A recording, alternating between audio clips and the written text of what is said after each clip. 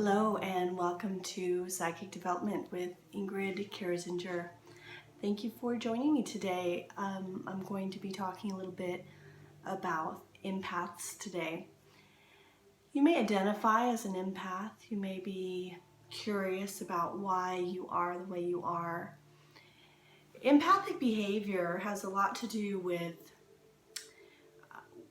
being able to feel other people's feelings, being able to sense things that aren't easy to see with the eye, but be felt. Empaths tend to know when someone is being truthful, or if they're lying, or someone has an ailment. Sometimes they can take that on or feel the problems of other people, and sometimes the problems of the whole world, and be very compassionate about that. So empaths are the healers, the ones that are here to help the earth angels. So how does one become an empath? Usually it starts with something that happens early on in childhood, and it's usually a trauma. It could be you have an ailing parent or family member that growing up needs to be taken care of in the house, or you find yourself having a reason to go out of body early on, and that's why traumas tend to bring that out. So when you have something that you deal with, like a trauma, that you can't keep all that energy inside, that the fear, the pain that you might feel. So what tends to happen is you leave your body and you find a comfortable place outside of that realm, where you start to learn about how to astral travel, how to see beings on the other side. You start becoming very psychic.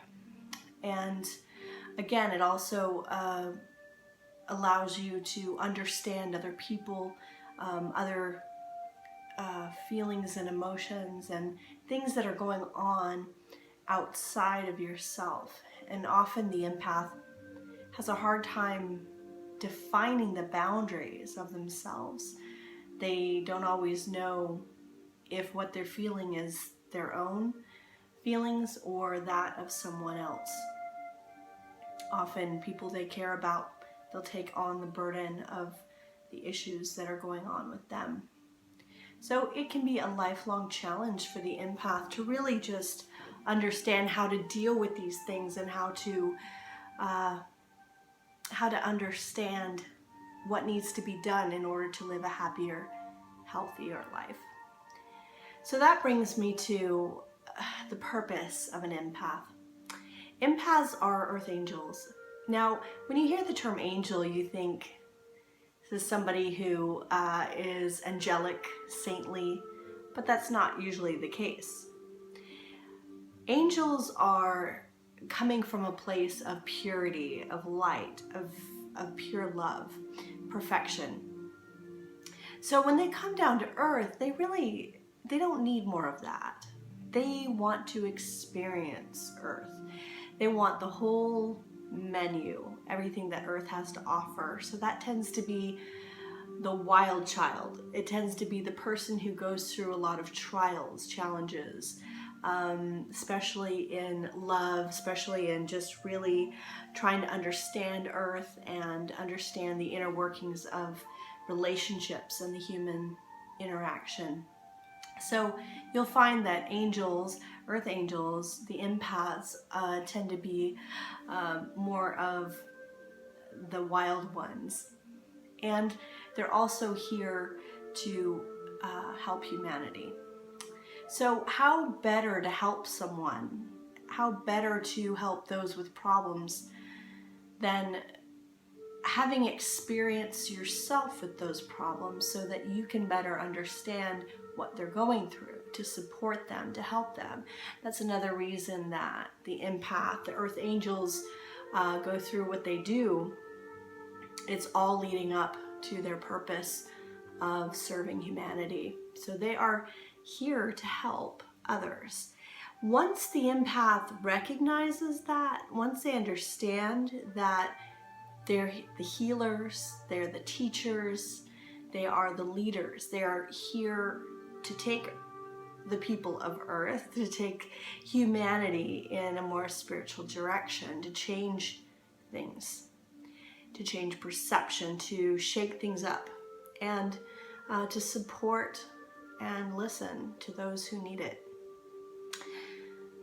So once the empath starts to really understand the purpose of everything that's happened in their lives, and that they need to move in a direction of becoming one of these teachers or healers, that they will most benefit from taking a course like Reiki, getting certified in some kind of energy healing, finding groups of support such as psychic groups, spiritual groups, healing exchanges, anything that will bring together like-minded so that they can start getting the validation they need that they are on the right track.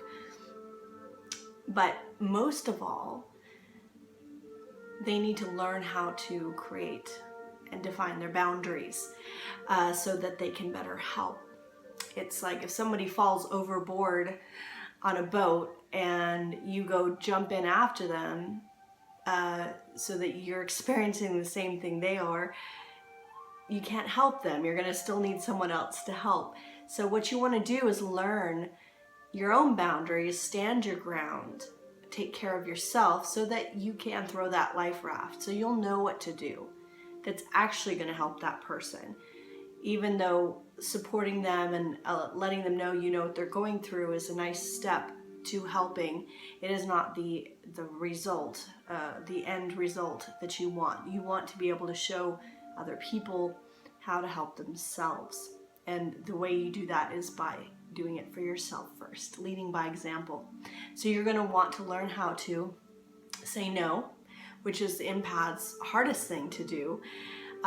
You have to say no. Say no every day. Start saying no to everybody you know until you have it down, until you feel comfortable saying it. And then you'll know that you have begun to create boundaries. You also want to find whatever you can to nurture yourself, because empaths, they tend to fall into addictions, different things that help them to cope with how they feel. So it's important to replace those things with helpful tools, take classes that enrich your soul, do things that are creative like art and music. Writing is a wonderful aspect to being an empath because you can channel all of that great information, bypass your brain and just put it down so it's helpful for others to read. So these are just a few ideas, a few tips about the empath. If you want to learn more, if you want help with your development, you can always contact me.